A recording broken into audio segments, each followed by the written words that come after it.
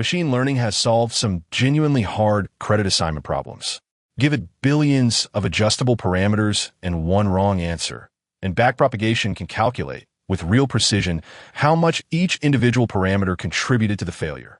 Impressive, because the history of machine learning cannot do this for roughly 40 human beings. Ask who invented modern AI, and you will usually get the corporate book of Genesis. In the beginning, there was Geoffrey Hinton. Then Jan LeCun created convolution. Yoshua Bengio generated language. And on the seventh day, NVIDIA rested because the data center had exceeded the local power grid. This version is convenient. It is also compressed so aggressively that it has undergone historical JPEG artifacting. Because decades before deep learning became fashionable, researchers in Japan, Ukraine, Finland, Britain, France, Canada, America, Germany, Switzerland, and several other places were already assembling pieces of the system. Some built gradient learning. Some built associative memory. Some built multi-layer networks. Some built convolutional architectures. Some built automatic differentiation. Some built model selection. Some built reinforcement learning. Some built hardware that could multiply matrices without immediately becoming a decorative heater. Then, in 2024, the Nobel Prize in Physics went to John Hopfield and Geoffrey Hinton for foundational work enabling machine learning with artificial neural networks. And Joergen Schmidhuber responded with a technical report titled, "A Nobel Prize for Plagiarism." Perfectly normal academic disagreement. One scientist receives the most prestigious award on Earth. Another scientist uploads a document explaining why the award is fraudulent. And somewhere, Jan LeCun is drafting the most French Facebook comment ever written. But this is not just researcher drama. The dispute reveals a real question. What does it mean to invent machine learning? Is it the first person to write down the core equation? The person who independently discovers it? The person who makes it computationally practical? The person who proves why it works? The person who scales it? The person who gets the benchmark? Or the person with the best TED Talk and the highest resolution photograph? To answer that, we have to reconstruct the entire history. Not from ChatGPT, not from AlexNet, not from the Dartmouth Conference. We have to begin before computers, before statistics, before written mathematics, before civilization, before humans had discovered agriculture, metallurgy, or the concept of stacking one mobile game underneath another mobile game, so a child can run two dopamine addictions at once. We begin with a caveman looking at tracks in the mud. The first data set. The label was probably mammoth. The loss function was death. Machine learning did not begin with machines. It began with learning. And learning, in the broadest physical sense, is what happens when information from previous interactions changes future behavior. An animal touches fire. The animal receives an extremely persuasive peer review. The animal becomes less likely to touch fire again. Something about the system has changed.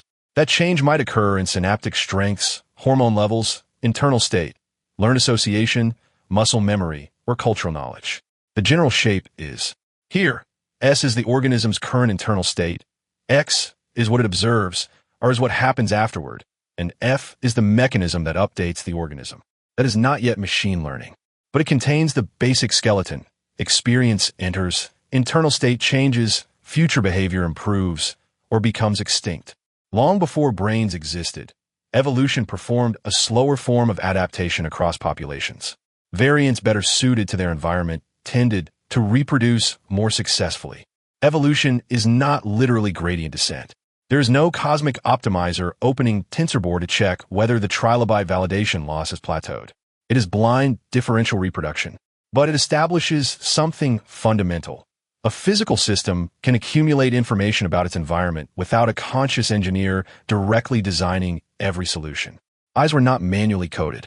Immune systems were not written in Java. Bird wings were not produced by a 12-person agile team whose sprint objective was enable flight. Variation happened. The environment filtered it. Information became embodied in structure. Then nervous systems accelerated the process. Instead of waiting for an entire generation to discover that a predator is problematic, an individual animal could update during its own lifetime. This was a significant performance improvement. Evolution had invented online learning. Now we arrive at our caveman. He sees tracks in the mud. The tracks are large. Nearby branches are broken. The local mammoth population has recently been mammoth about it. The caveman does not calculate a posterior distribution on a stone tablet, but his inference has the same abstract form. Start with prior expectations. Receive evidence. Update belief. For the caveman, H means a mammoth passed through here. E means enormous footprints and damaged vegetation. P of H means mammoths are common in this area.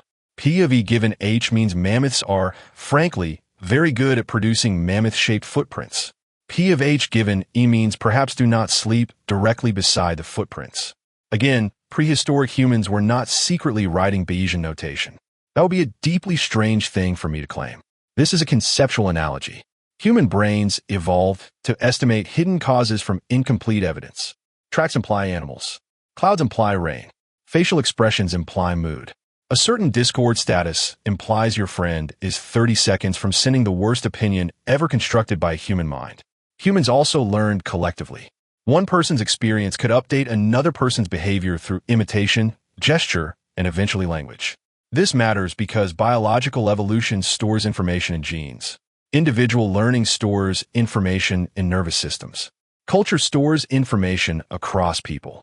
The effective model no longer dies when one organism dies. Knowledge can persist. Do not eat this mushroom becomes a transferable parameter update. The first model deployment was an older member of the tribe explaining which berry causes death. The first hallucination was the tribe's shaman confidently identifying the wrong berry. The first peer review process was waiting to see whether he survived lunch. This ability to accumulate information outside the genome is one of humanity's largest advantages. A human child does not rediscover fire, hunting, shelter, counting, and social manipulation from first principles. It downloads the civilization checkpoint extremely slowly, under constant supervision, and it keeps trying to eat the charging cable. The next major step was external memory. Tally marks stored quantity outside the brain. Maps stored spatial relationships. Writing stored language. Mathematical notation stored operations. These technologies did not think independently, but they allowed thought to persist, combine, and scale. A written table can contain more exact information than working memory. A formula can compress thousands of observations. An algorithm can preserve a reasoning process so precisely that another person can execute it centuries later. The word algorithm traces through the Latinized name of the Persian mathematician Muhammad ibn Musa al-Khwarizmi. Humanity had discovered something extremely important. A sequence of symbolic instructions can reliably transform one state into another. This chain is the ancestor of almost every computational system we will discuss. Input enters. A sequence of operations transforms it. Output appears. The difference between traditional programming and machine learning is largely about where those operations come from. In ordinary programming, in supervised machine learning, traditional programming says, if the customer's unpaid balance exceeds this amount, send this warning. Machine learning says, here are 7 million previous customers, their behavior, and what happened. Construct a high-dimensional judgment surface, and please do not discover a new form of discrimination while you are in there. One specifies the procedure. The other specifies examples and an objective. That conceptual reversal required several thousand years of mathematics. Because before a machine could learn a pattern, humans needed formal ways to describe logic, uncertainty, error, optimization, and computation itself. Normal, easy stuff.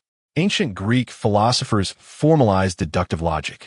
Aristotle examined syllogisms. All humans are mortal. Socrates is human.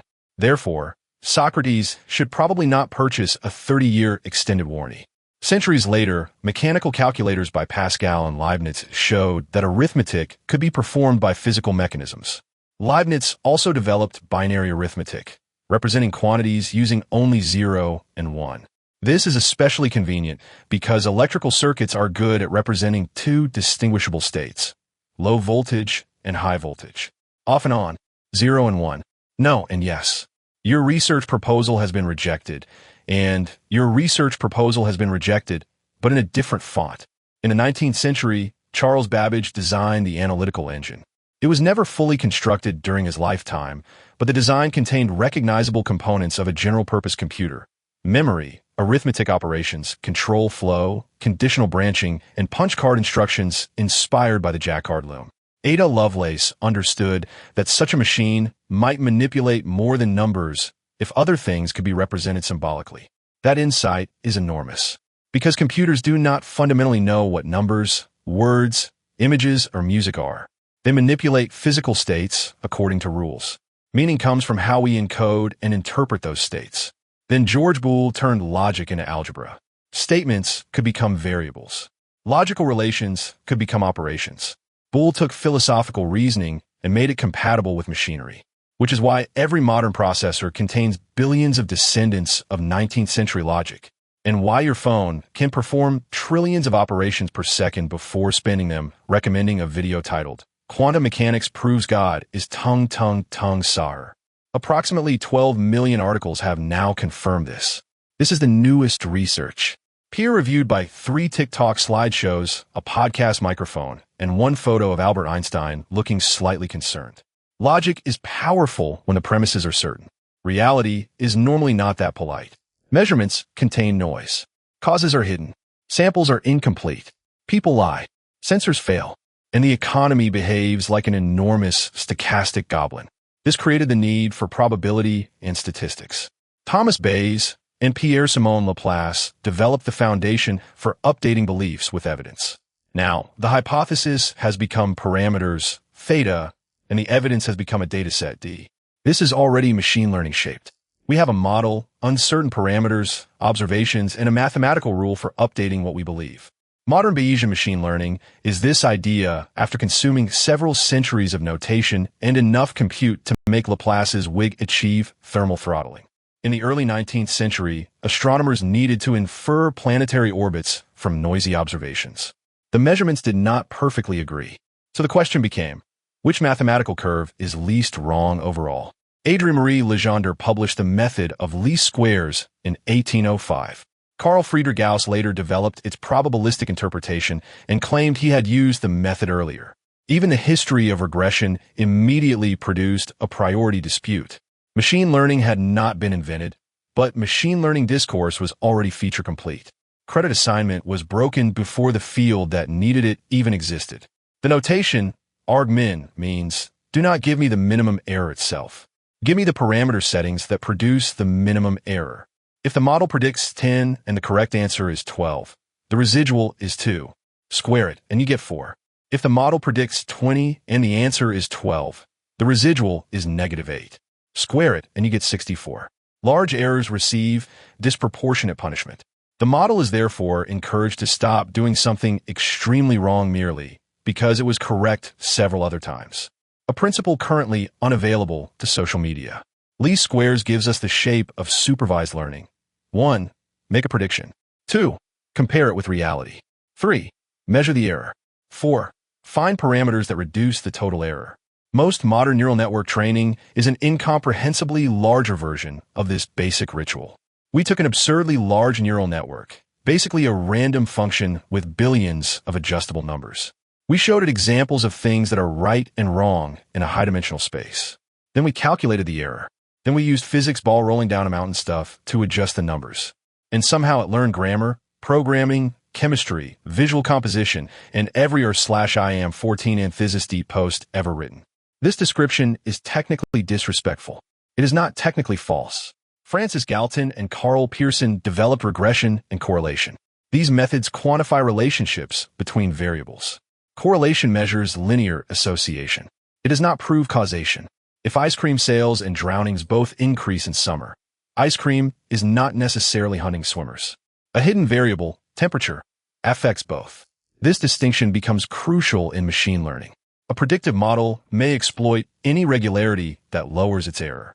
It does not care whether the regularity represents a causal law, an accidental correlation, a watermark, background texture, demographic bias, or the photographer's left toenail. If every training image of a wolf contains snow and every dog image contains grass, the model may learn. Snow equals wolf. Congratulations. You have built an advanced meteorological canine detector. This is why data quality, experimental design, causal reasoning, and out-of-distribution testing matter. The optimizer is obedient. It is not spiritually committed to learning the feature you had in mind. In the early 20th century, Ronald Fisher helped formalize maximum likelihood estimation. Suppose a model assigns a probability to each observed example. Choose the parameters that make the observed data most probable. Products of many small probabilities become numerically inconvenient, so we take logarithms. Maximizing log likelihood is equivalent to minimizing negative log likelihood. This equation is everywhere in modern AI. A language model predicts a probability distribution over the next token. If the correct token receives high probability, the loss is small. If the correct token receives a probability roughly equal to your startup's odds of becoming profitable, the loss is enormous. The model adjusts. Repeat over trillions of tokens. Eventually, the model can write a legal contract, derive an equation, and explain consciousness using the same prose style as a 17-year-old who has just discovered the word quantum.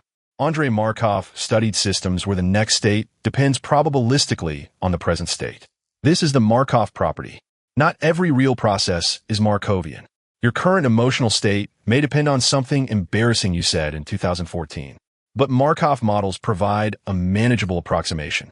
Hidden Markov models later became central to speech recognition, sequence analysis, biology, and language processing. The visible observations, sounds, for example, are generated by hidden states such as phonemes or words. The system must infer the hidden sequence. That is already a world model problem. Visible effects, invisible causes, probabilistic transitions, inference over time. Modern AI did not suddenly discover latent variables because someone put the word latent in an AR-14 title. Statistics have been hiding variables professionally for decades. In 1974, Japanese statistician HIROTSUGU introduced the AKAIKE information criterion, or AIC. Suppose one model fits the data better because it has more parameters. That does not automatically mean it will predict new data better. A sufficiently flexible model can memorize noise. So AKAIKE combined fit with a complexity penalty. Here, K is the number of estimated parameters. L hat is the maximum likelihood. Lower AIC is better. The first term penalizes complexity. The second rewards fit. This is one version of the central struggle in machine learning. Fit what you have seen without memorizing every meaningless accident. AKAIKE connected statistical modeling to predictive information. His work became foundational across statistics, science, and model selection. Yet popular AI history often teleports from Fisher directly into American computer science, as though the Pacific Ocean were an epistemological firewall. Japan will keep appearing in this story, and every time, the standard English language summary will act surprised. One more frame, quietly missing from the compression. To learn parameters, we need an objective. Modern supervised learning often begins with empirical risk minimization. Think of every possible parameter configuration as a point in an enormous landscape. Height represents loss. Training tries to move downhill.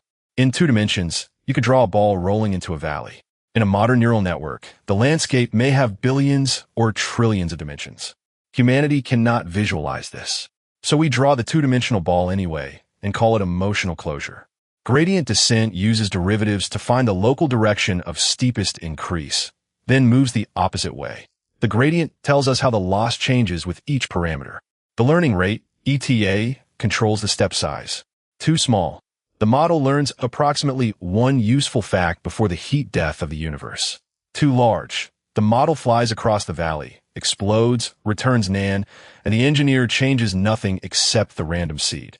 Stochastic gradient descent estimates the gradient using a subset, or mini-batch, of data. The estimate is noisy, but that noise makes training cheaper and can help exploration. This idea descends from stochastic approximation developed by Herbert Robbins and Sutton Monroe in 1951, along with related adaptive and optimization work across statistics, control theory, and pattern recognition. No single researcher woke up and invented the optimizer. The modern training loop is a supply chain. And like every supply chain, history remembers the logo on the final package. In 1936, Alan Turing formalized an abstract machine capable of manipulating symbols according to rules. A Turing machine is intentionally minimal. A tape containing symbols, a read-write head, an internal state, and transition rules. Yet this simple model captures the general notion of algorithmic computation. The important conceptual jump is substrate independence. The same computation can be implemented using gears, relays, vacuum tubes, transistors, optical systems, or an exhausted student moving stones between boxes. The implementation changes. The abstract computation can remain equivalent. This becomes relevant whenever someone says, a biological brain can think, but silicon can only simulate thinking. Maybe, But hardware material alone does not settle the question.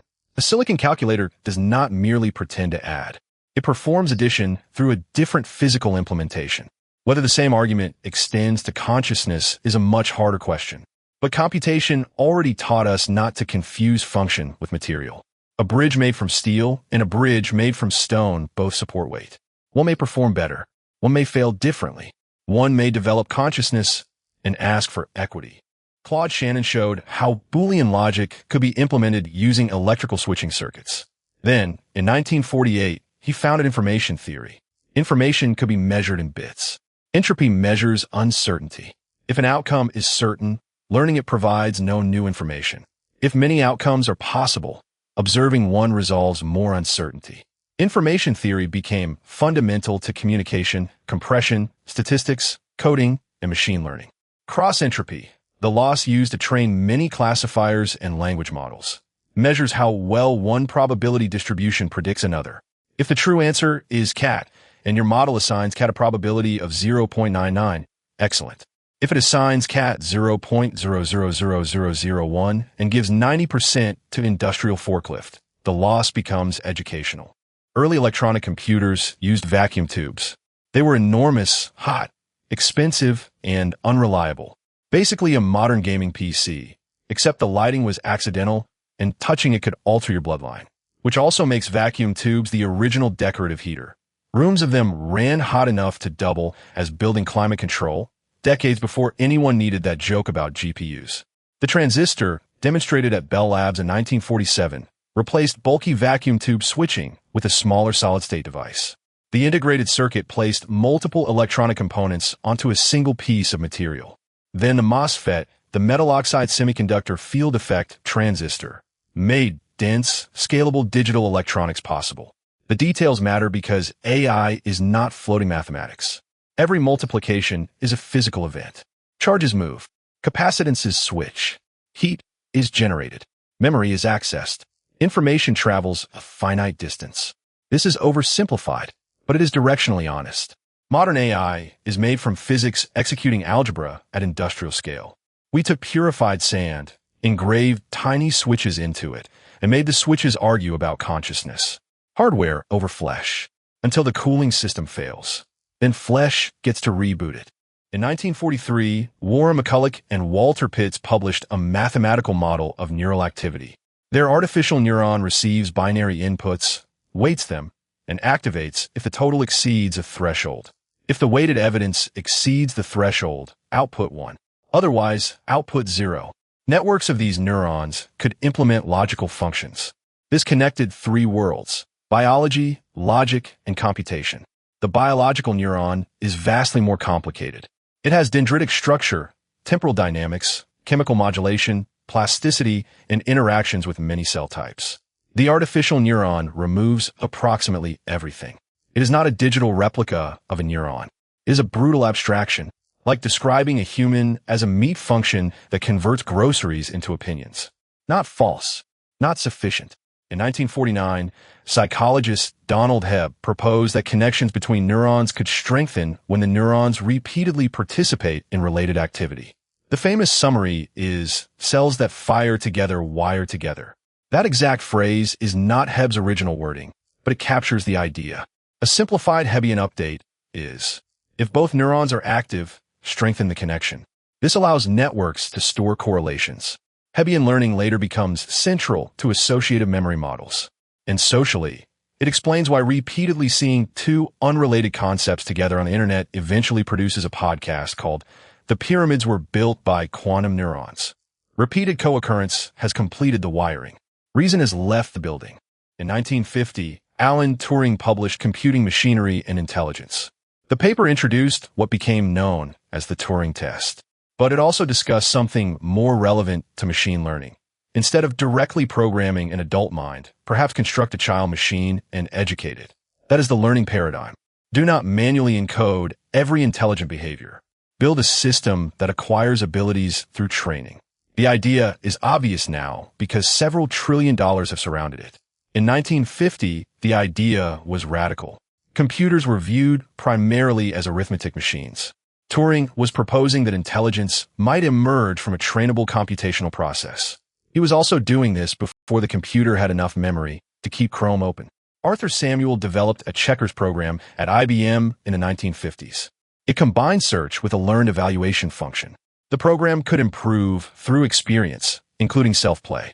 Samuel helped popularize the term machine learning. This is one of the earliest convincing demonstrations that a machine could become better at a task without every strategic decision being individually programmed.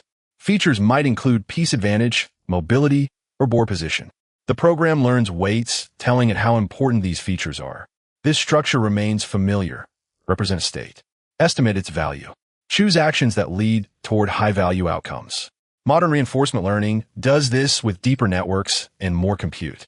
Samuel did it when computer storage was measured in units, now reserved for emotionally restrained text files. In the late 1950s, psychologist Frank Rosenblatt built the perceptron. It borrowed its basic shape from earlier artificial neurons, but added the one feature that mattered. It could learn its own weights from examples, instead of waiting for a human to hand-tune them like a divorced dad assembling a crib at 2 in the morning.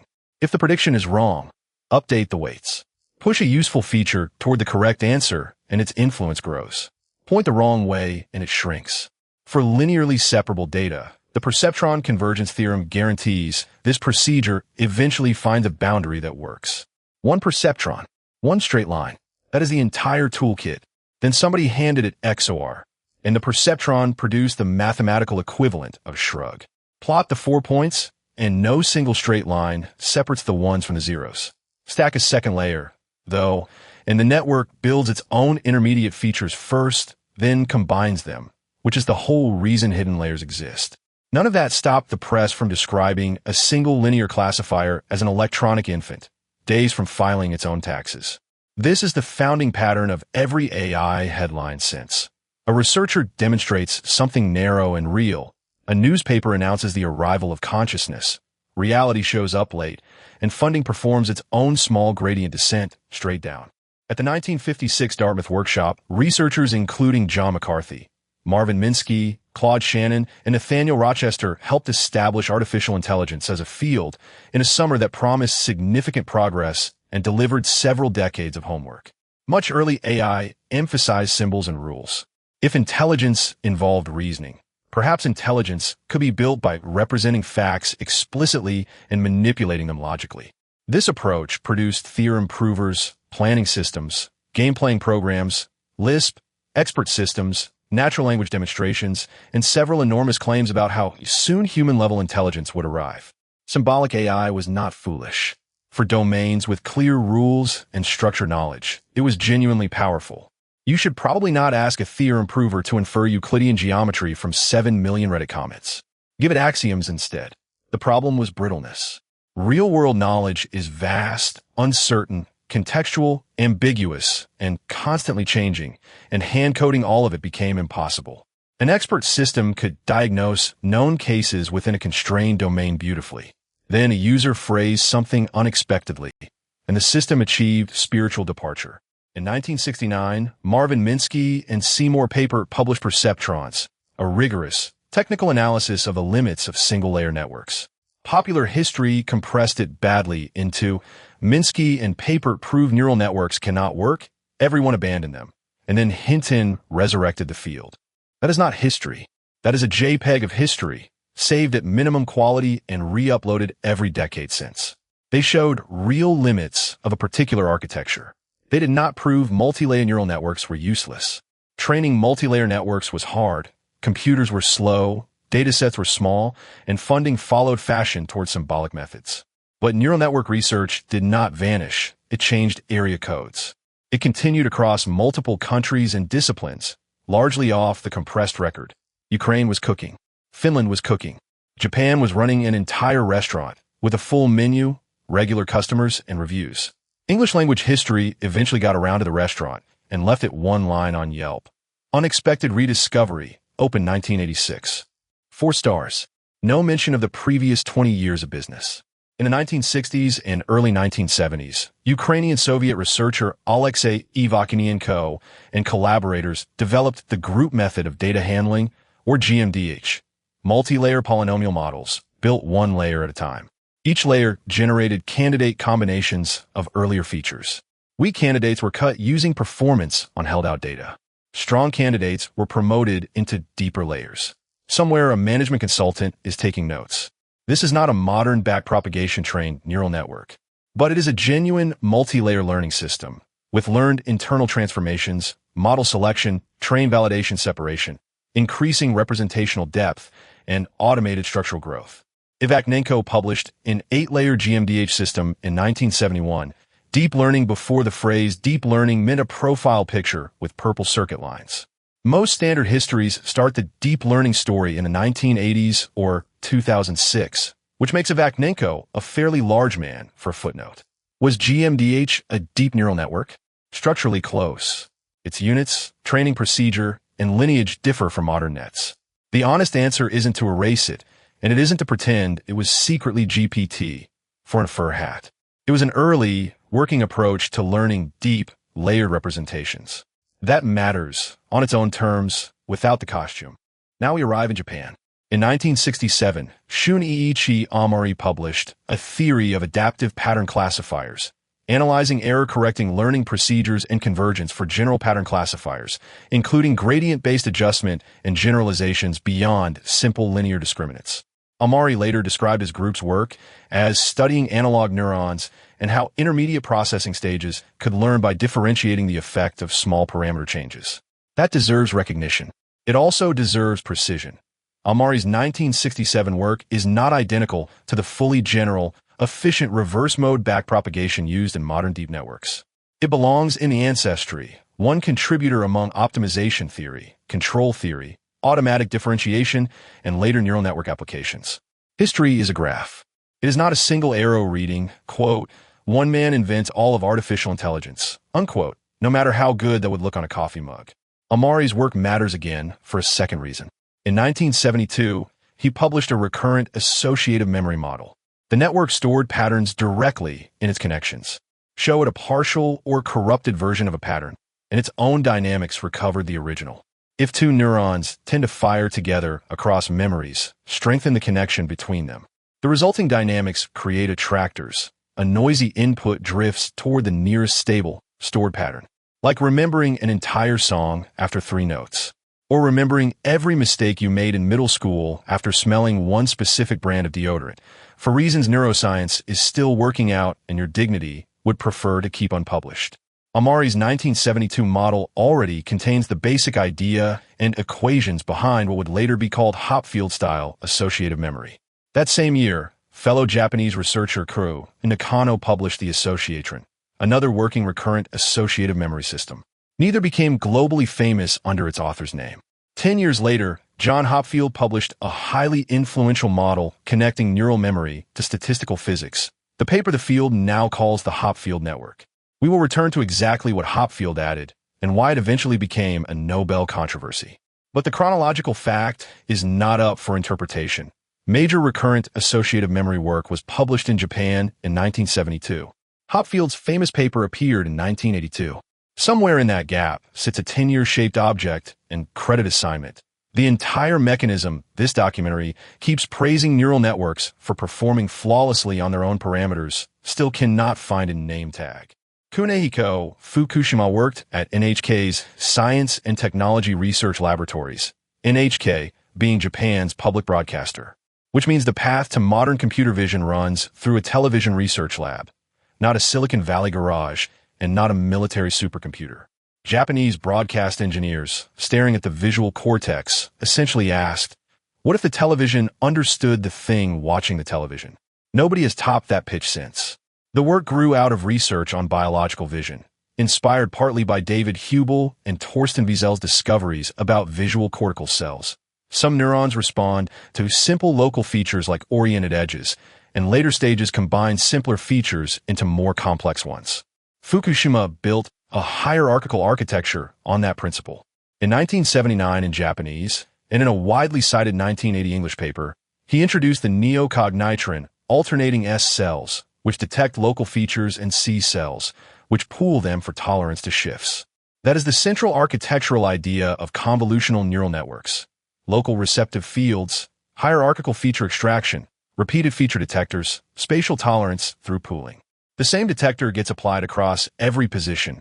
A vertical edge detector doesn't need to relearn vertical separately for each pixel. That is parameter sharing. And it is the efficient inductive bias that makes convolutional networks work on images at all. Fukushima did not train the neocognitron with modern end-to-end backpropagation. He built supervised and unsupervised procedures suited to the architecture itself. Later, Jan LeCun and collaborators combined convolutional structure, shared weights, gradient-based backpropagation, and practical document recognition into something deployable. Both contributions matter. Fukushima built the hierarchy. LeCun made it trainable and shipped it. Acknowledging one does not require the other to fall into a volcano. There is remarkably enough room in accurate history for two people to have done two different things. AMARI later founded an entire field, information geometry. The idea is that probability distributions can be treated as points on a curved geometric space, which sounds like something a physicist says right before ruining your evening. Ordinary gradient descent depends on the coordinates you happen to use for your parameters. But changing coordinates shouldn't change what actually counts as the most efficient direction to move in model space. Otherwise, your optimizer's opinion of best direction would depend on units, like a recipe that only works in Fahrenheit. AMARI's natural gradient corrects for this using the Fisher information matrix. The ordinary gradient asks, what direction is steepest in parameter coordinates? The natural gradient asks, what direction changes the model's actual probability distribution most efficiently? Picture a flat map of Earth. Distances measured directly on one flat projection get distorted near the poles. The natural gradient tries to respect the underlying curved surface instead, with the Fisher matrix acting as the local ruler. This influenced optimization, reinforcement learning, variational inference, second-order methods, and modern approximations like KFAC. Once again, Japanese work here is not a decorative footnote wedged in for balance. It runs through associative memory, optimization, statistics, neural dynamics, and the geometry of learning itself. The historical model underfit the dataset. We are increasing its capacity. In 1982, Japan's Ministry of International Trade and Industry launched the fifth-generation computer systems project, build a new generation of computers for knowledge processing and logical inference. The project created the Institute for New Generation Computer Technology, ICOT, and invested roughly 54 billion yen over 11 years, which is a genuinely enormous number to spend on a bet about Prolog. Researchers developed parallel inference machines and logic programming systems, heavily associated with Prolog. This was mainly symbolic AI, not neural machine learning, so we're not going to retroactively rebrand it as an early transformer project just because the logo looks futuristic. The vision, knowledge, and reasoning would be explicitly represented, and specialized parallel hardware would execute logical inference efficiently. The international reaction was enormous. The United States launched major strategic computing programs. Britain responded with the ALVI program. Japan had, in effect, caused several governments to simultaneously panic, an underrated form of international technology transfer. The project did not produce the expected commercial revolution. General-purpose computing, workstations, conventional software, and later statistical learning simply moved faster. That makes it easy to file the fifth-generation project under failure. The conclusion is too clean. It produced real research in parallel computing, logic programming, knowledge representation, distributed inference, and specialized computer architecture, and it reshaped international research priorities. Failure in research doesn't mean nothing was learned. Sometimes an ambitious project's real contribution is identifying which path doesn't scale. That is still information. The scientific loss decreased. The public relations loss did not. In the late 1980s, researchers at Japan's ATR Interpreting Telephony Research Laboratories worked on neural speech recognition. Alex Weibel, Toshiyuki Hanazawa, Jeffrey Hinton, Kaiohiro Shikano, and Kevin Lang developed time-delay neural networks, shared detectors applied across time. So a sound feature stays recognizable whether it happens a little earlier or a little later. That is convolution along the temporal dimension, and it showed that hidden layers could learn time-invariant representations useful for phoneme recognition. Notice the team, American, Canadian, and Japanese researchers working together in Osaka on a problem none of their home institutions could have solved alone. Scientific history, in practice, is almost always a network of institutions, funding sources, and people trading half-finished ideas over bad coffee.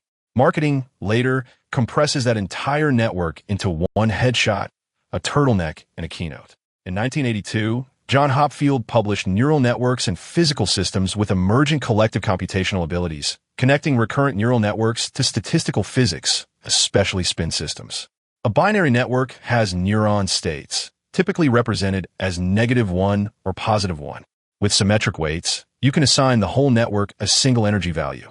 Under suitable asynchronous updates, that energy can only go down, the network rolls downhill until it settles. Stored memories sit at the bottom of that hill as energy minima. Feed it a damaged pattern, and its own dynamics carry it back to the nearest memory basin, like autocomplete for a face. This gave researchers a genuinely powerful physical language for distributed memory.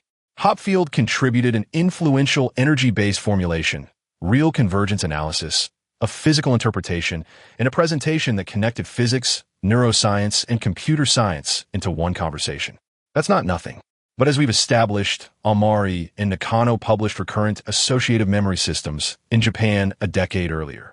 AMARI's 1972 model already used correlation-based weights and pattern attractors. Hopfield's paper did not arrive from an intellectual vacuum. The honest disagreement is about proportion. How much of the foundational invention belongs to the earlier Japanese work, and how much belongs to Hopfield's physical reformulation and its enormous field-uniting influence. Both of these are inaccurate. Hopfield contributed nothing, and Hopfield invented recurrent associative memory from nothing in 1982. Reality, once again, declined to fit inside a thumbnail. Geoffrey Hinton, David Ackley, and Terry Sinowski developed the Boltzmann machine in the 1980s. Instead of deterministically falling into one energy minimum, units update stochastically, and the model defines a full probability distribution over states. Lower energy states are more probable. Temperature controls randomness. High temperature, the system explores. Low temperature, it settles. The model has visible units, which represent observed data, and hidden units, which learn internal structure. Training lowers the energy of configurations the data actually supports, and raises the energy of configurations the model is currently making up. This is elegant. It is also expensive, because estimating the model's own expectations can require extensive sampling. The partition function sums over every possible configuration, and with enough units, that number of configurations becomes scientifically inappropriate. Restricted Boltzmann machines later simplified the architecture. Deep belief networks stacked them and helped revive interest in deep neural networks around 2006. The 2024 Nobel Committee specifically highlighted Hopfield's associative memory and Hinton's Boltzmann machine as foundational links between statistical physics and modern machine learning. That description is defensible. Whether it's complete is a different question, and the answer is no. No award citation ever is. Awards are lossy compression applied to civilization. A multi-layer network is just nested functions, chained end to end. Suppose the final prediction is wrong. How should an early layer weight change? That weight never touches the output directly. It affects a hidden activation, which affects another layer, which affects another layer, until eventually, several handoffs later, the output changes. That is the credit assignment problem, and it is the same problem every large organization has, except here it gets solved. Backpropagation applies the chain rule backward through the computational graph, efficiently. Each component only needs its own local derivative and an incoming error signal, and the errors propagate backward, layer by layer. Written out, that looks painful. Spoken out loud, it says something simpler.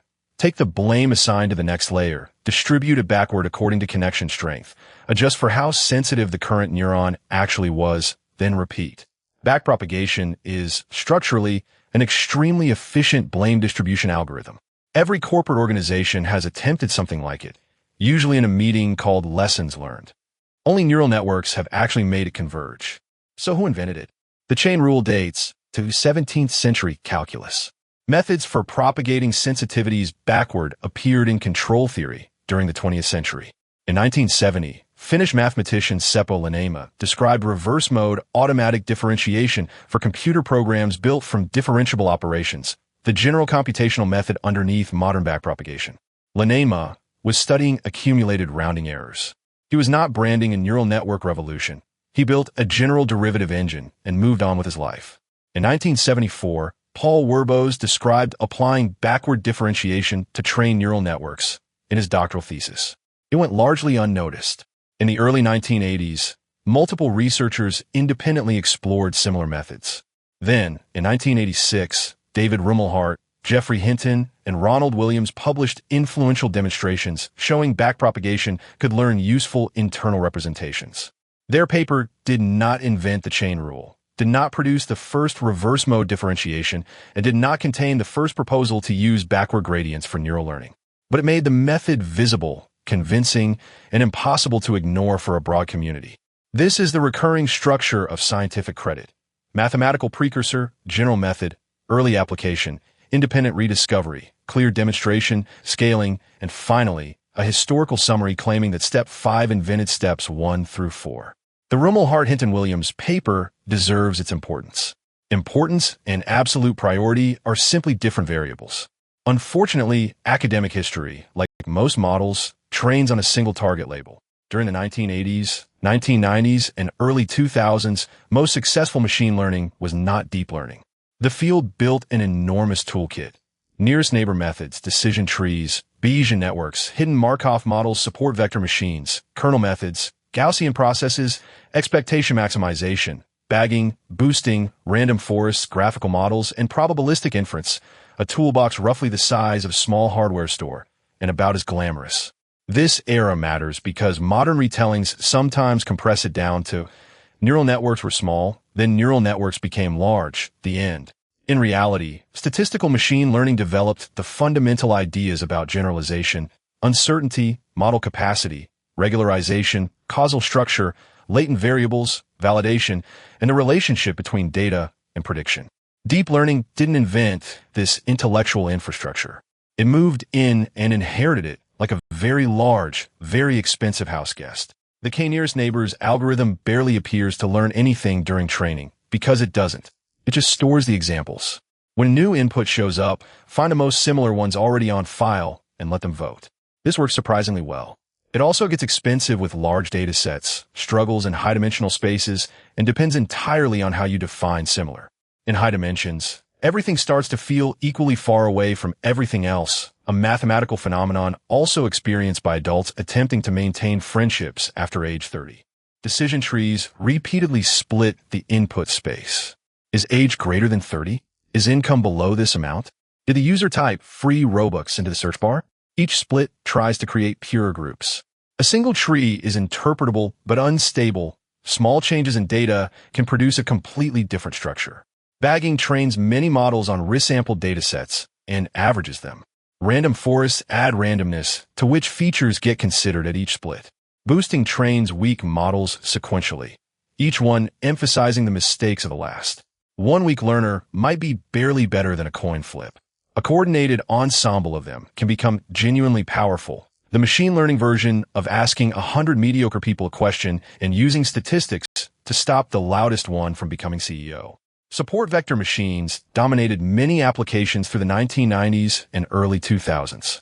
For linearly separable data, an SVMS picks the boundary with the largest possible margin, the widest safe lane between the two classes. A wider margin tends to generalize better. For nonlinear problems, kernels implicitly map inputs into higher dimensional feature spaces, letting the model operate in a rich feature space without ever explicitly constructing a single coordinate of it. The kernel trick is genuinely mathematically beautiful. It was also eventually defeated across many perception tasks by a much less elegant strategy.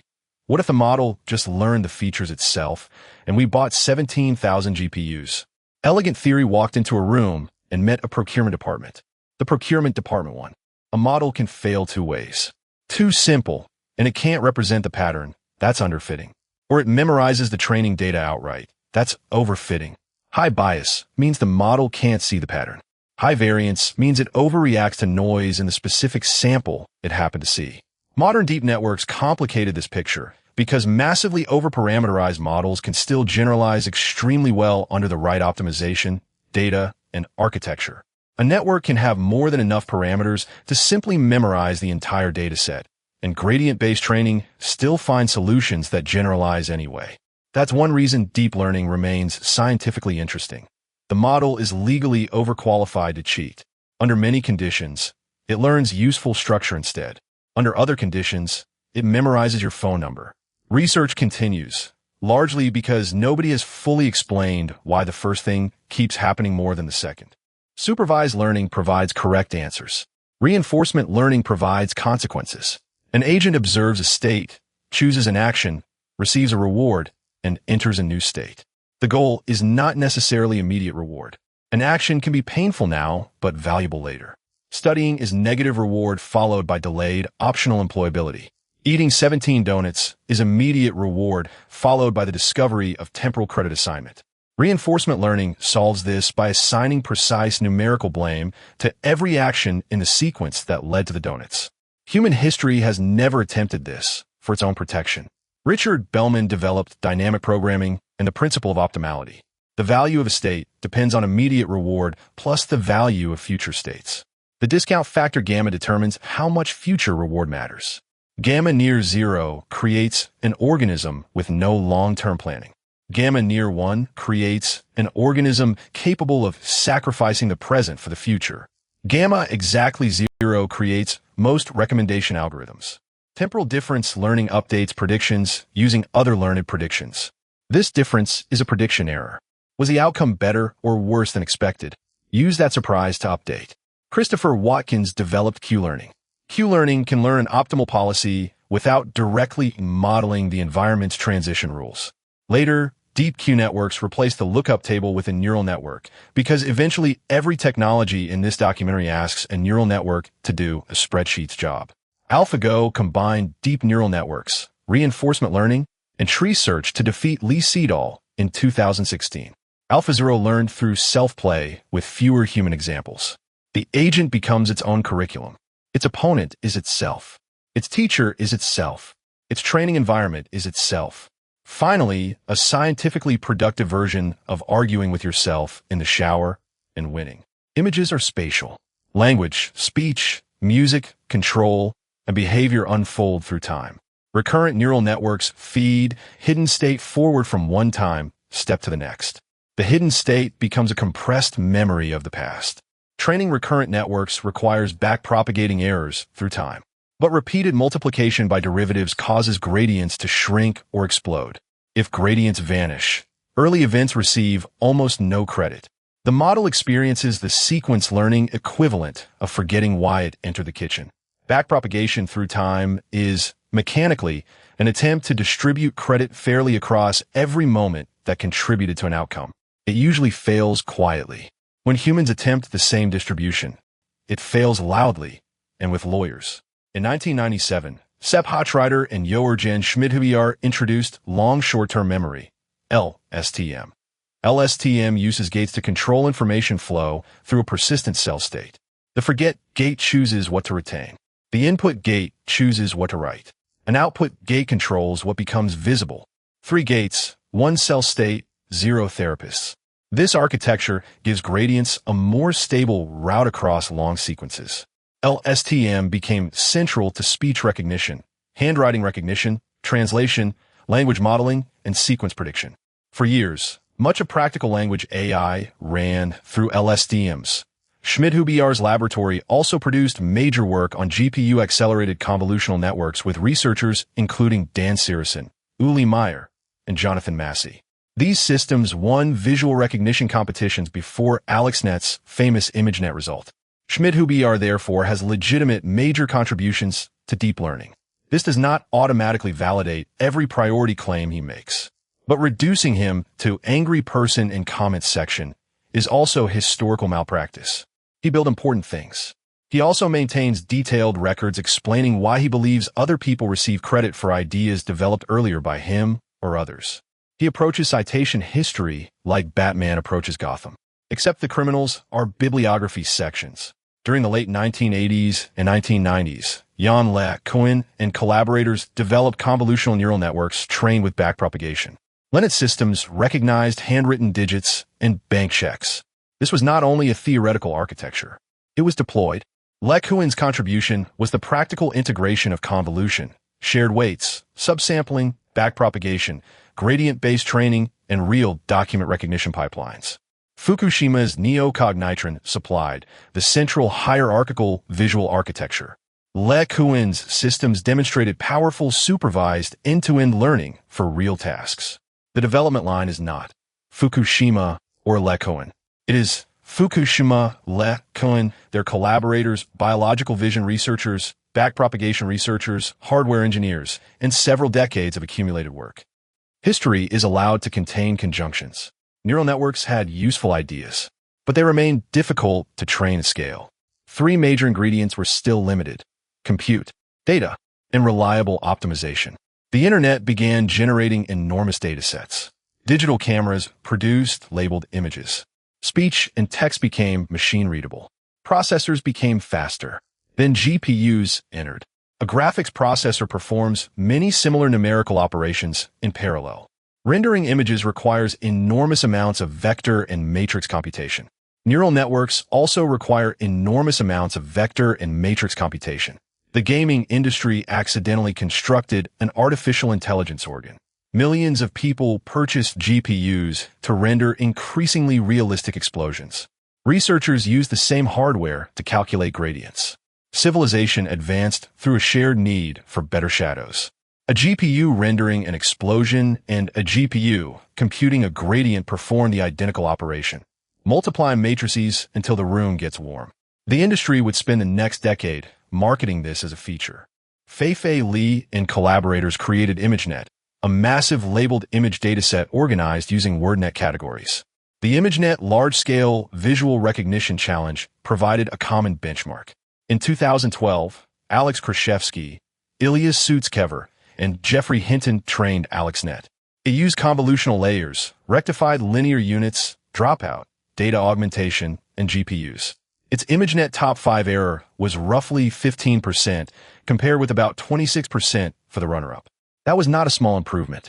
It was a benchmark being struck by a truck. AlexNet did not invent convolution.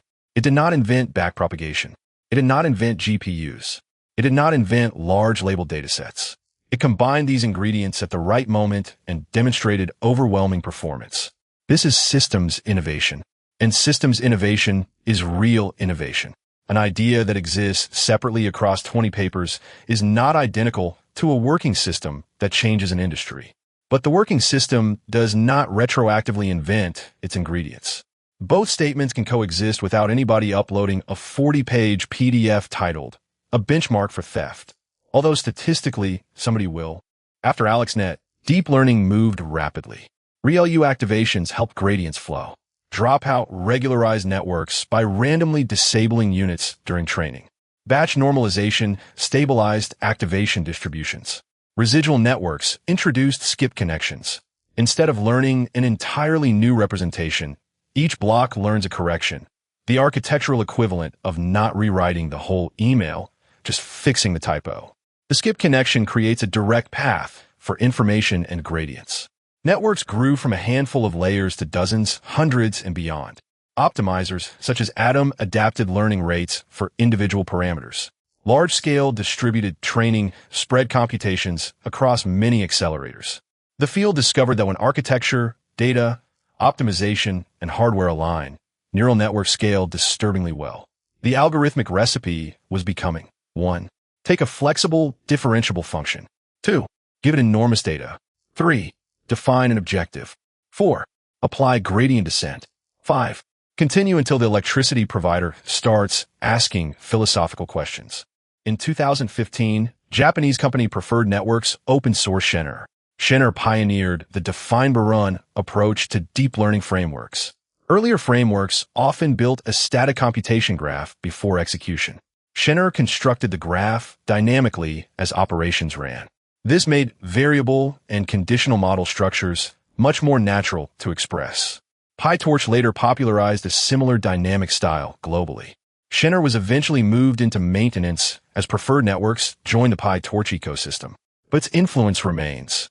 Japan appears again, not merely supplying hardware, not merely copying Western AI, but helping shape how modern researchers program neural networks. This is the same lossy compression approach the rest of this documentary keeps finding. Save enough bits for California and Toronto to render in full resolution, and let everyone else degrade into an artifact. If you tell AI history as a straight line from California to Toronto, you are not simplifying. You have accidentally deleted several countries. Traditional machine learning pipelines often relied on handcrafted features. For image recognition, humans designed edge descriptors, texture features, shape statistics, and geometric representations. For speech, humans engineered acoustic features. For language, humans designed vocabularies, rules, and sparse count-based representations. Deep learning moves feature construction inside the optimization process. Early layers learn simple features. Later layers combine them into abstractions useful for the objective. The word useful is essential. A representation is not automatically true, causal, human interpretable, or beautiful. It is useful for reducing the loss. If the objective rewards the wrong behavior, the representation becomes extremely efficient at something you did not want. This is specification gaming, the technical term for succeeding at exactly what you asked for and nothing you meant. The model did not betray you. It obeyed the equation with more commitment than you showed when writing it. Neural language models represent words or tokens as vectors. Similar contexts produce related vectors. Semantic structure emerges geometrically. Nobody instructs the vectors to do this. The vectors simply notice that everyone who says king also says queen a statistically suspicious amount. The model does not store a dictionary definition in each coordinate. Meaning is distributed across the vector and its relationships. A word's representation depends on how it participates in prediction. Bengio and collaborators' early neural probabilistic language models helped establish this direction. Word2Vec later made learned embeddings extremely popular. Then contextual models made a token's vector depend on its surrounding sentence. The word bank in riverbank should not have the same representation as bank account, unless the river has introduced a subscription tier. A discriminative model predicts labels or conditional outputs. A generative model learns aspects of how the data itself is distributed. Several major approaches emerged. Variational autoencoders learn a latent representation in a probabilistic decoder. The first term encourages reconstruction. The second regularizes the latent space. Generative adversarial networks place a generator against a discriminator. The generator produces fakes. The discriminator detects fakes. Each makes the other stronger. This is the first productive internet argument, and possibly the last. Diffusion models learn to reverse a gradual noising process. Start with a real image. Add noise until it becomes nearly Gaussian static. Train a model to predict how to denoise. Add generation time. Begin with noise and repeatedly remove it. This converts random noise into structured images. A process that sounds mystical until you remember the model has seen billions of examples and learned the statistical directions that make noise more image-like. It is not pulling a picture from a quantum realm. It is iterative conditional denoising. But Quantum Manifestation Engine performs better in the thumbnail. Recurrent networks process sequences step by step, which is a polite way of saying every word waits in line behind every other word like it's the DMV. That makes long-range dependencies difficult and limits parallel training. Researchers developed attention mechanisms that let a model dynamically focus on relevant parts of an input sequence. Skip the line. Go straight to the word that matters. In 2017, 8 Google researchers published Attention is All You Need, a title with the confidence level of a warrant. The transformer removed recurrence from the core sequence architecture and relied heavily on self-attention. That sentence sounds like a wizard placing a tax audit on the moon. Here is what it actually means. Each token creates a query. What am I looking for? A key. What information do I contain? A value. What information should I transmit? The dot product between a query and key measures relevance. Softmax converts relevance scores into weights.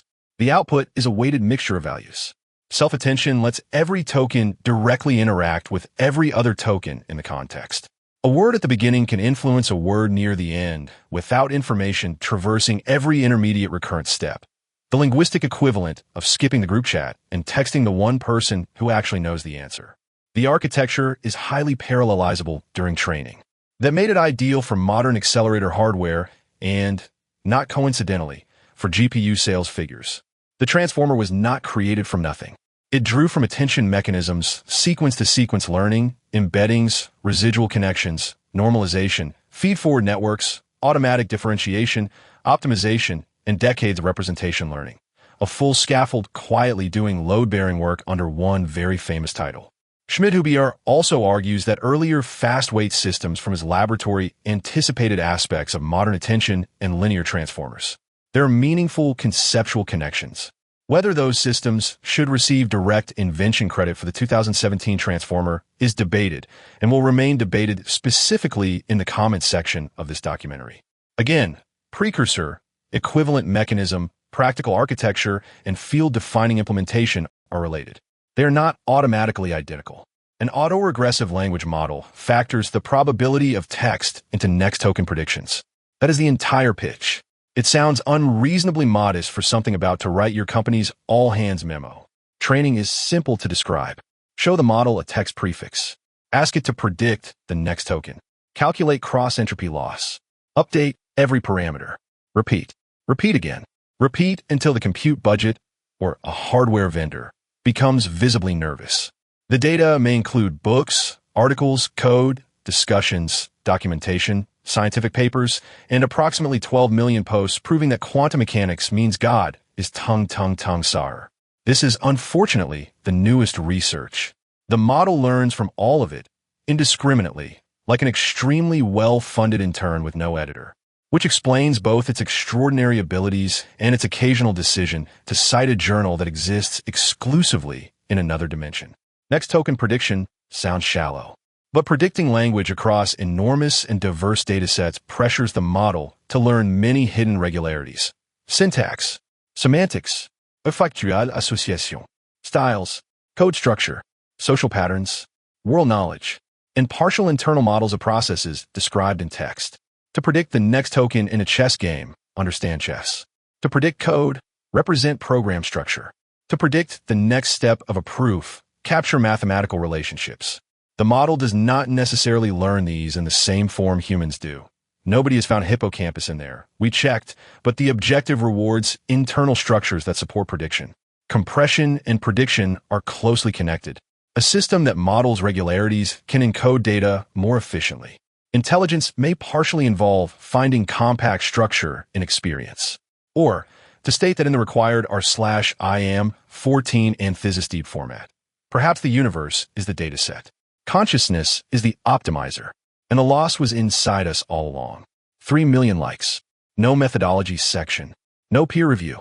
No one asking what the validation set was. BERT used bidirectional masked language modeling to learn contextual representations. GPT systems used autoregressive prediction. Same underlying bet, opposite direction of squinting. GPT-2 demonstrated striking coherent text generation. Alarming enough that its own creators briefly hesitated to release it, a restraint index that has since trended to 0. GPT-3 scaled to 175 billion parameters and showed strong few-shot learning through prompts. Tasks could be specified in text without updating the weights. This changed the interface to machine learning. Instead of training a separate classifier for every task, users could describe the task in natural language, the same way you would explain a task to a very capable, very literal new hire on their first day, forever. A sufficiently broad, pre-trained model became a foundation that could support many downstream capabilities. The model had not learned one function. It had learned a flexible space of functions accessible through context. The prompt becomes temporary task specification. In-context examples reshape behavior without changing parameters. This is not the same as gradient-based learning. The weights remain fixed. Nothing in the model's actual credit assignment machinery moves an inch, while the activations adapt to context. That distinction becomes important for latent reasoning, persistent memory, agents, and future online learning. Researchers found empirical power law relationships between model performance and scale. Loss often decreases predictably as parameter count, dataset size, and compute increase. The closest thing this field has to a law of physics, and considerably more reliable than several of the physics claims later in this documentary. This does not mean scale solves every problem. It means that across substantial ranges, additional resources produce surprisingly regular improvements, provided someone keeps feeding the decorative heater more of the power grid. The chinchilla research later showed that many large models were undertrained. Given a fixed compute budget, model size and training data should be balanced. A smaller model trained on more data could outperform a much larger, undertrained model. AI companies discovered a profound law. A parameter cannot learn from a token it never sees. This finding was immediately translated into purchasing the entire internet twice, then negotiating for a third copy in case the first two had typos. A raw language model predicts text. That does not automatically make it a helpful assistant, any more than knowing every word in the dictionary makes you pleasant at dinner. Instruction tuning trains models on examples of following instructions. Preference learning uses human judgments to rank outputs. Reinforcement learning from human feedback trains a reward model and optimizes behavior toward preferred responses. In other words, humanity finally built a credit assignment system that actually works and pointed it exclusively at chatbot politeness. The reward term encourages preferred behavior. The KL penalty prevents the policy from becoming too extreme. Because if you optimize a learned reward without constraints, the model may discover an output that exploits the evaluator. This is reward hacking. Humans also do this. It is called performance metrics. Language models can now call tools, search engines, calculators, code interpreters, databases, browsers, APIs, and external memory. This separates some knowledge from reasoning, which is a polite way of saying the model outsourced its homework. A model does not need every current fact stored in its weights if it can retrieve information. It does not need to mentally multiply enormous numbers if it can call a calculator, a concession every human made decades ago and stop being embarrassed about. Tools turn a static model into part of a larger cognitive system. This resembles the agent environment loop from reinforcement learning. But long-horizon agents remain fragile. Small errors compound. A system that succeeds 99% of the time per step has only about 37% probability of completing 100 independent steps without failure. This is why long-term reasoning is difficult. A model can be excellent at individual decisions and still detonate the project after step 87 because it renamed the wrong folder, deleted the right one, and apologized with tremendous confidence. Intelligence is not merely producing one impressive answer. It is maintaining coherent state, checking progress, recovering from errors, and preserving goals across time. A skill set this documentary's own sourcing has never once demonstrated. Current research increasingly focuses on models that predict and reason in latent spaces. Instead of generating every possible pixel or word, a system learns compressed representations of the important variables. The machine learning version of taking notes instead of transcribing the whole lecture. A world model could be abstracted as: the latent state should capture what matters. Objects, motion, goals, relationships, hidden causes, future consequences. Systems such as JEPA-style architectures attempt to predict representations rather than every raw detail. Looped or recurrent transformers reuse computation to refine internal state. Test time compute allows models to spend more computation on difficult problems, the machine equivalent of pausing before answering instead of blurting out the first plausible token. Search, verification, self-correction, and external memory extend the effective reasoning horizon. Modern AI is therefore reconnecting with very old ideas: recurrent state, predictive coding, control, planning, associative memory, statistical inference, and learned world models. The field did not travel in a straight line. It spiraled, like a gradient optimizer with momentum, several unresolved citation disputes, and at least one researcher who has never once stopped submitting corrections. The 2018 ACM-AM Turing Award was shared by Jeffrey Hinton, Jan LeCun, and Yoshua Bengio. The official citation recognized conceptual and engineering breakthroughs that have made deep neural networks a critical component of computing. That wording is doing a lot of quiet, careful work. It does not literally say, these three individuals independently invented every component of deep learning. Nobody signed anything claiming that. Hinton made major contributions to Boltzmann machines, distributed representations, backpropagation's revival, deep belief networks, dropout, and knowledge transfer. LeCun made convolutional networks practical through gradient-based learning and real-world deployment. Bengio made major contributions to neural language modeling, representation learning, sequence models, and deep learning theory. Their work helped transform neural networks from a marginalized research direction into a dominant computational technology. The award was reasonable. The surrounding mythology was not. News coverage increasingly called them the godfathers of AI. Three names doing duty for a global, multi-generational, multi-continental research tradition, the same way a JPEG does duty for a photograph. Technically still recognizable, missing most of the original information, and nobody complains until they zoom in. Zooming in reveals Rosenblatt, Widrow and Hoff, IVAKHNENKO and Lapa, AMARI, Nakano, Fukushima, Linema, Werbos, Rummelhart and Williams, Hochreiter, Schmidt-Huber, data creators, hardware researchers, and the enormous statistical learning tradition. This is not necessarily the fault of the award recipients. Three people cannot decline a headline on behalf of history. The problem is how awards become origin myths. A prize selects representatives. Media compresses representatives into creators. And Wikipedia Infobox perform the remaining artifacting. Joergen Schmidt-Huber has repeatedly argued that Hinton, Letkuen, Bengio, and influential historical surveys failed to credit earlier work properly. Repeatedly hear meaning across 2 decades, several conferences, and what appears to be an ever-growing PDF. He points to contributions including IVAKHNENKO'S early deep networks, AMARI's gradient learning and associative memory, Linema's reverse mode differentiation, Werbos' neural network backpropagation, Fukushima's convolutional architecture, and work from Schmidt-Huber's own laboratory on LSTM, GPU-trained networks, predictive models, fast weights, and other systems. Some of these corrections are strongly supported by publication dates. Others depend on how broadly we define equivalence. A paper may contain a related mechanism without containing the full later system. An early theoretical proposal may anticipate an idea without demonstrating its practical importance. An independent rediscovery can be scientifically valuable while still requiring citation once earlier work becomes known. These distinctions are where the fight lies, and it has since set up permanent housing there.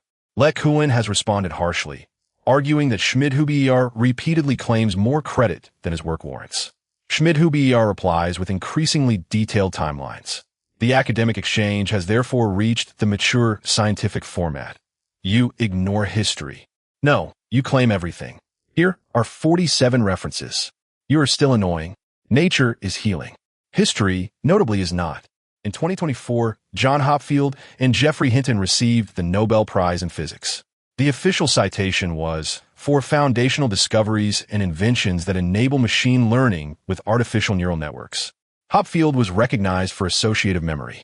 Hinton was recognized especially for the Boltzmann machine and related learning methods grounded in statistical physics. Immediately, 2 controversies appeared on schedule, like weather. First, was this physics? The work uses concepts from statistical mechanics, energy functions, spin systems, stochastic dynamics, temperature, and equilibrium distributions. But critics argued that the results were fundamentally computer science or machine learning rather than discoveries about the physical universe. The Nobel categories do not include computer science. Alfred Nobel did not anticipate gradient descent on GPUs because he was busy inventing dynamite and dying in 1896, a scheduling conflict he cannot fairly be blamed for. The committee therefore placed AI inside physics through its statistical mechanical foundations. Some physicists accepted this. Others reacted as if the Boltzmann machine had entered their home without removing its shoes. The second controversy was historical priority. AMARI's associative memory model appeared in 1972. Nakano's associatron also appeared in the early 1970s. Fukushima developed the neocognitron before modern convolutional networks. AMARI's earlier gradient learning research anticipated significant parts of later neural learning. Yet none received the Nobel. The Nobel can be shared by at most 3 people. This prize went to 2. So the third seat was not physically occupied by the concept of scarcity. Someone chose to leave it empty. The committee made a historical choice.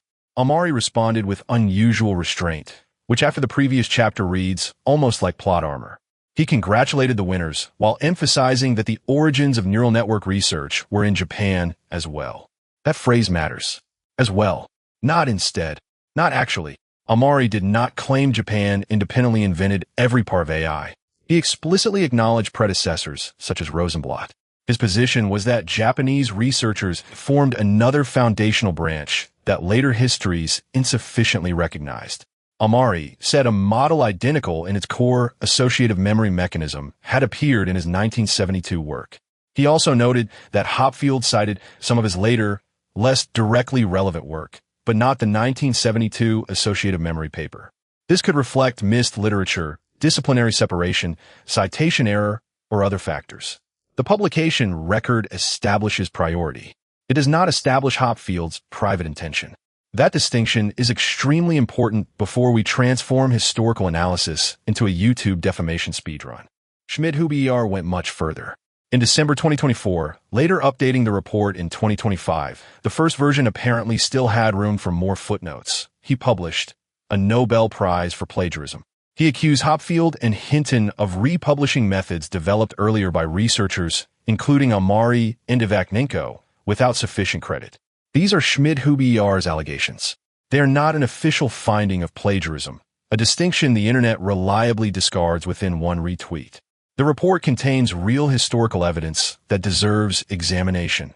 Earlier publication dates, closely related equations, missing citations, and overlooked research traditions. But plagiarism is a stronger claim than preceded by similar work. Plagiarism implies improper appropriation. To establish that responsibly, one should evaluate whether the later researchers knew the earlier work, how mathematically equivalent the systems were, whether the later work independently added essential contributions, contemporary citation norms, and whether later opportunities to correct attribution were ignored. For HOPFIELD networks, the strongest criticism is not that HOPFIELD contributed nothing. He contributed the energy interpretation, convergence framework, connections to statistical physics, analysis, and enormous interdisciplinary impact. The criticism is that the core adaptive associative memory mechanism had already appeared in AMARI's work and was not properly acknowledged. For Hinton's Boltzmann machine work, the genealogy includes earlier statistical mechanics, stochastic spin dynamics, neural learning, hidden variable models, and energy-based systems. But combining these into a trainable generative network with hidden units was still a meaningful contribution. Scientific invention is not a raw timestamp contest. But timestamps, notoriously, do not stop existing just because a committee stopped reading them. The Nobel and Turing controversies expose several competing definitions of credit, which is coincidentally the exact problem this entire documentary has been running as an unofficial experiment since the cold open. All of these can matter, but they are not interchangeable. Suppose researcher A publishes the core mechanism in an obscure venue. Researcher B independently rediscovers it, proves convergence, and connects it to physics. Researcher C makes it train at scale. Researcher D deploys it to millions of users. Who invented it? The honest answer may contain 4 names and several different verbs. Researcher A originated the mechanism. Researcher B reformulated and analyzed it. Researcher C scaled it. Researcher D operationalized it. Awards prefer one verb. 1. Backpropagation can distribute blame across a billion parameters with mathematical precision. Nobody has built the equivalent for 4 researchers in one plaque. This is how a network becomes a myth about a neuron. Why were Japanese contributions so often minimized?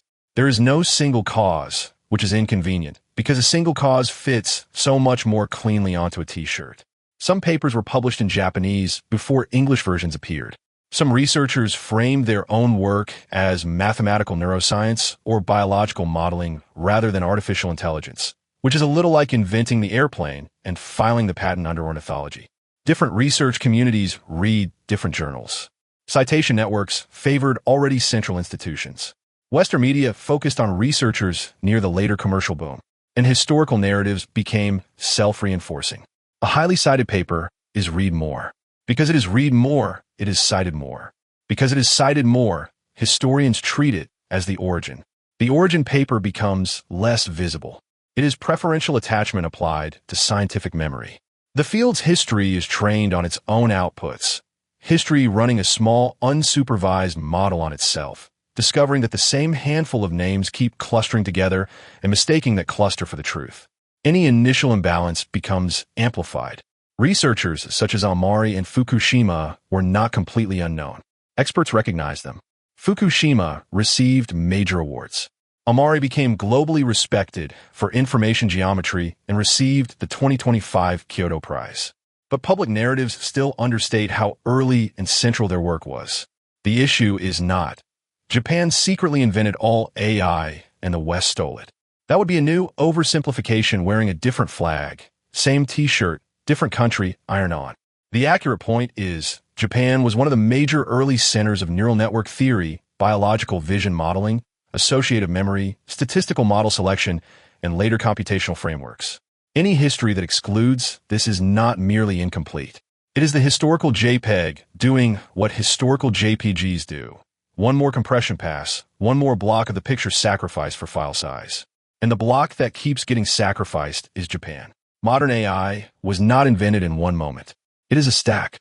And stacks, unlike people, do not care who gets the byline. Remove any layer and modern AI changes drastically. No probability, no likelihood-based learning. No cálculos, no gradients. No transistors, no práctica digital computación. No backpropagation, no efficient end-to-end training. And, not coincidentally, no efficient way to figure out whom to blame when it goes wrong. No convolution, a much slower path to visual learning. No datasets, nothing to fit. No GPUs. Training takes geological time. No optimization research. The loss becomes a decorative number. No software frameworks. Every researcher spends 6 months re-implementing matrix multiplication and begins seeing the void. Backpropagation can trace an error backward through 300 layers and assign precise, quantified blame to a single parameter for a single mistake. Historians have had over a century and still cannot agree on a single decade. AI is a civilization-scale artifact. Calling one person its father is less history and more intellectual astrology. Confident, specific, and checkable by absolutely nothing. Across this entire history, the same abstract pattern keeps returning. A system has a state or parameters. It receives data or experience. It measures success or error. It updates. That's the whole animal. Everything since has just been a more expensive costume. The details create different learning paradigms. Supervised learning uses labeled examples. Unsupervised learning searches for structure. Self-supervised learning creates prediction targets from the data itself. Reinforcement learning uses reward from interaction. Evolutionary methods search populations of solutions. Bayesian learning updates probability distributions. Online learning adapts continuously. Meta-learning tries to learn how to learn. Deep learning uses many layers to learn representations. Foundation models train broadly and adapt through prompts, fine-tuning, tools, or additional learning. But every system must answer 3 questions. What information enters? What objective determines success? What mechanism changes the system? That is the actual machine learning recipe. Not just bigger models. Not just better algorithms. Not just data. The interaction among all 5. A brilliant architecture without data learns nothing. Infinite data without compute remains unread. Compute without an objective produces expensive heat, which at sufficient scale is simply a GPU cluster fulfilling its true purpose, a several million-dollar decorative heater with excellent benchmark scores. An objective without alignment produces extremely optimized regret. And an update rule, without researchers arguing about who invented, it would violate the laws of academic physics. Current foundation models are powerful, but still limited. Most do not continuously learn from every interaction. Their core weights remain fixed during deployment. Either a safety feature or the most expensive amnesia ever engineered, depending on which paper you read. Their memories are often external and fragmented. Their internal state disappears when the context ends. Their understanding of the physical world is weaker than their command of language. Their long-term agency is unreliable. Their self-models are inconsistent. They can explain homeostasis while possessing none. Future systems may combine persistent latent state, autobiographical memory, online learning, world models, multimodal perception, long-horizon planning, tool use, embodied interaction, verification, and internal regulation. The field may move from static input-output functions toward continuously updating systems, which looks suspiciously similar to the learning organism we began with. Experience enters. Internal state changes. Future behavior adapts. The machinery becomes more sophisticated. The loop remains. Machine learning's future may therefore resemble its oldest ancestor, an agent maintaining a model of the world because failure has consequences. Except the caveman needed to predict mammoths. The artificial agent needs to predict humans. Much worse data set. Noisy labels. Adversarial distribution. Frequent updates. Conclusion. So where did machine learning begin? With evolution? With biological plasticity? With human culture? With Bayes? With least squares? With Turing? With McCulloch and Pitts? With Rosenblatt? With Samuel? With IVAKHNENKO? With AMARI? With Fukushima? With LINEAGE? With WRBOS? With HOPFIELD? With Hinton? With Lecoin?